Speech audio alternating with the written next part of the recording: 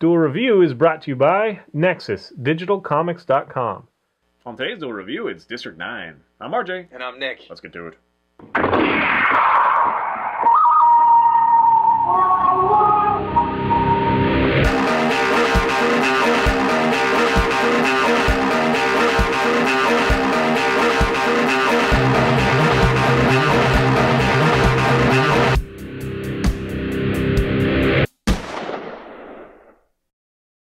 Today is March 1st, and we're taking a look at District 9. That's right. This movie came out in 2009, and it was directed by, and forgive me, his name is Neil Blomkamp. And this is actually the first feature film that he's done, but he's done some other, short films and some commercials. But basically, Peter Jackson found this guy, and he was like, I'm going to do a Halo film, and I want you to direct it. But that kind of fell short. The funding kind of got dropped. So instead, they negotiated, and what they decided on doing was District 9. Gunpoint. I'm sorry? At gunpoint. Yeah, they negotiated at gunpoint. They decided to do District 9, which was actually based off of Blomkamp's short film, Alive in Joburg, which basically the plot of the short film, end of District 9, is a spaceship kind of hovers over Johannesburg in South Africa, and the aliens kind of come out and they're put... Prejudice. Yeah, that's the derogatory term for them, prawns, but they don't really give themselves a real name. Yeah. They're just prawns, that's what they call them. So the aliens are set up in a slum called District 9, which is a takeoff of District 6, so go look that up if you don't know. And so the whole thing is about how these aliens are treated and, how us, or the government there, I should say, in Johannesburg, handles them. So what you have is this slum, and then you have MNU, which I forget what MNU stands for, but it's essentially Department of Alien Affairs. Yeah. Then they decide that they need to move District 9 to not District 9 the entirety, but the aliens in District 9 to a new location, District 10, because they don't want it. They don't want the aliens so close. But anyway, yeah, they're going to be intense and all this. It's right. Really secure, concentration camp. Right. Essentially, yeah, that is what it is. It's a concentration camp. So you have MNU, and they're going in, and they're going to serve these eviction notices to essentially have them vacate to District 10. So the story follows Vicus. I don't know how they said it. They spell it and say it two different ways. It's just the accent. Vicus. The story follows Vicus as he's promoted to the guy in charge of vacating these aliens, and he's this guy who's just very... I don't want to like him because he's very rude and mean to these aliens, and we just got back from the Star Trek documentary, and I'm like, we need to be more tolerant of people. So to me, I don't like Vicus because he's very mean to these people, and he doesn't really care, and he goes off and aborts the children with flamethrowers. Yeah, and he's like, oh, do you hear that popping? They're like popcorn. They're popping right now, and they're dying as the little babies come out. They pop. Right. Kind of thing in it. But it's one of those things that I think is really brilliant. Can we start talking about this now? Yes, absolutely. I think that this movie really paved the way for a lot of things. Now, I know that The Office, I know it's kind of a far thing or whatever, but you still have that kind of, while a real documentary is being filmed, and kind of like these quirky little things, and like they look at the camera and stuff like that, we hadn't seen a lot of that in movies. And So I really attribute this to pushing the envelope there. Plus, all the found footage stuff, this is a little bit different because it does definitely do... I mean, we do follow prawns a lot, which is like, who's the cameraman there? Kind of thing. But the way they treat it like a documentary that kind of unfolds into a full-scale movie, I think is really cool. And I also love, say what you want to about, the political agendas behind it or the racism, comments on racism and whatnot, but it does bring it back to... These prawns are not human, and so they're treated like garbage. I mean, they're treated like African Americans were with the KKK kind of thing. You know what I mean? Like, they're not human, so they're like, they're less than dogs. So you just shoot them at random, right. kind they of have, thing. The MNU forces a population control. So even though Vicus is a likable character in a lot of ways, he doesn't see these as anything, no consequence to just killing them. Right. Although, he is a little bit, don't kill this one because we got to get information out of him. But he's treating it very like it's just like garbage they're dealing with or something. And so that's a very interesting dichotomy, that you're watching. Right, and just the character of Vicus, and that's what I was going to say was, I don't want to like him, but I do because Yeah, he's he's just a quirky little and he's just character. like very poppy about it. He's like happy about stuff. He's like, look at him, look. Oh, we're gonna find a huge weapons cache. You're gonna see. Oh, look at that. The actor that plays him does a really great job because he does have to do quite a range, you know, Right. of like this horror as he sees that his body's changing, and I guess we won't spoil all of it, but just and the you know the say what you want to, but dealing with people that aren't there or like entities that aren't there is difficult, even though they had, I'm sure, people standing in. Right, right. They do a pretty good job with the special effects, I guess. I'm just never sold on the prawns. I never really loved their anatomy and stuff. I did. I like They're the cool. little hands there. Yeah, they're cool, but I don't know. To me, they were a little bit jarring, but they did a good job of blending them into the. I think it's better than Lord of the Rings, like Gollum, you know, because Gollum you can see kind of that halo around him kind of thing every once in a while, even though they do have, you know, the gravel move when he walks and stuff. But this one has, you know, metal move up and whatever. And I also like the juxtaposition of kind of the gangland, you know, African tribe guys and this new species.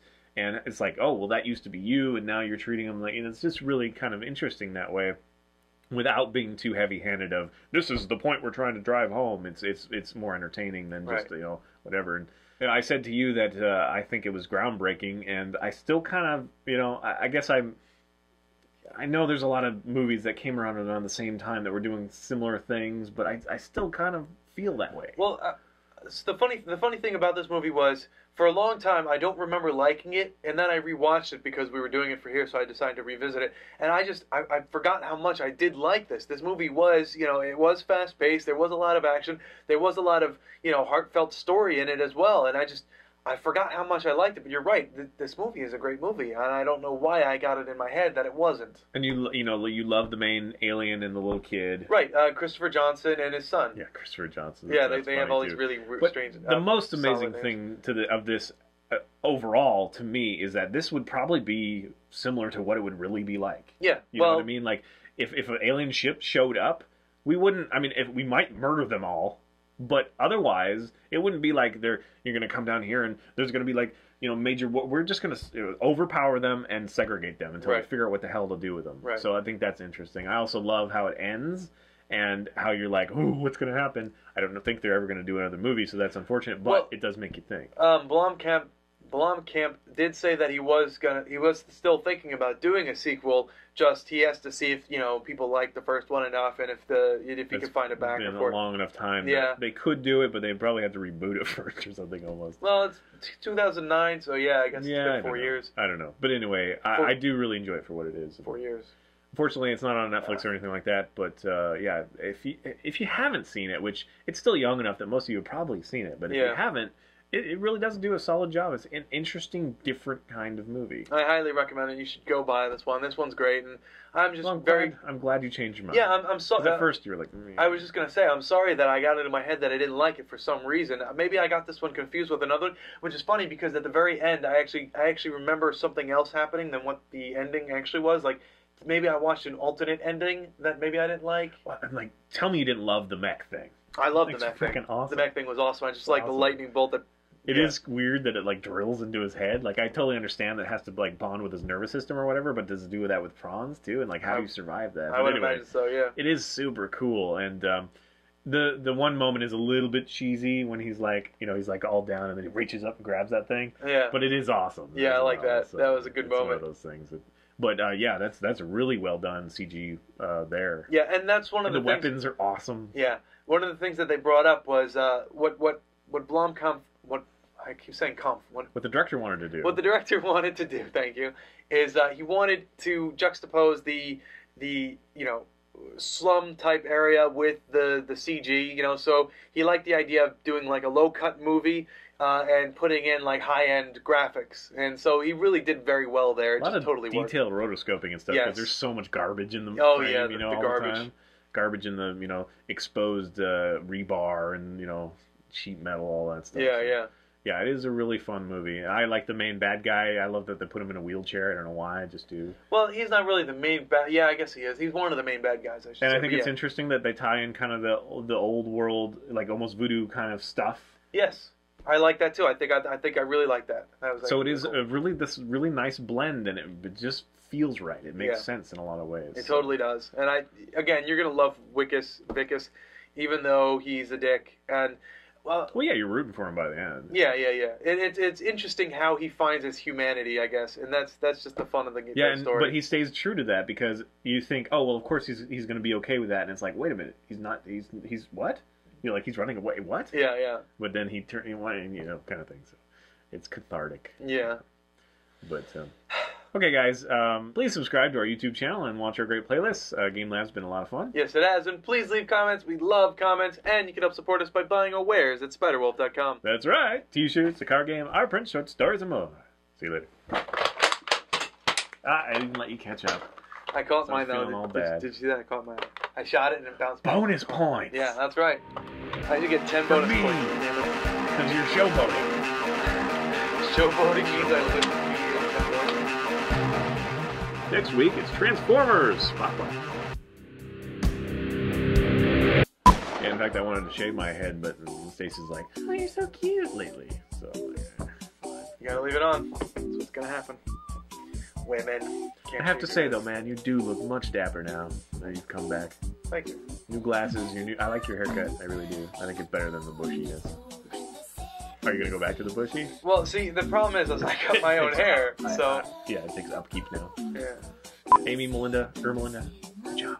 Actually, it was my mom and my sister Amy, so Melinda wasn't there.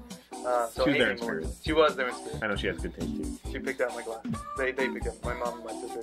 Guys, when you go to pick out glasses or anything really, you want a female perspective. I think mostly for glasses. Yeah. Your clothes, whatever. So but I picked out my glasses. Everybody commented like for a year on how great they were. Now I think they're maybe dated out.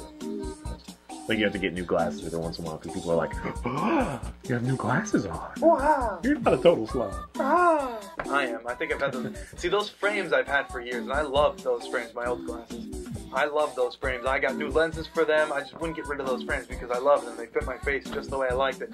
But I've had them for so long, and I needed to change, so I said, okay, I'm going to get new frames. And Now, there's no now. I'm hip. I would go that far. No, they work well with your fedora, and Yes, they do work right well. now they're working with your like, black and white monochromatic thing, which is not usually you though. So Monochromat. we'll have to see. Yeah, I'll wear bright oranges Game tomorrow. Lab callback. Yeah, man. when you Lucinda pet 'em- Green's Equestrian Challenge. When you pet them, they sparkle. Okay, what are we doing? What? On today's Duel review, we don't know what we're doing. I'm RJ. And I'm Nick. Oh? On today's Duel review, it's District 9. I'm RJ. And I'm Nick. What was that? Prawn? Prawnanese? That's more Polynese. I don't like it's just something I came up with. Nanu. Today is the 1st of March. Holy crap. Comic-Con is happening. And, Little City Comic-Con is happening. And we're up there. Singing tears. Hey everybody, today is the March 1st. The March 1st! The March 1st, will never happen again. Not once, ever in your life. It's almost funny because you said once. Yeah. Great movie. Please watch our YouTube half too. Please.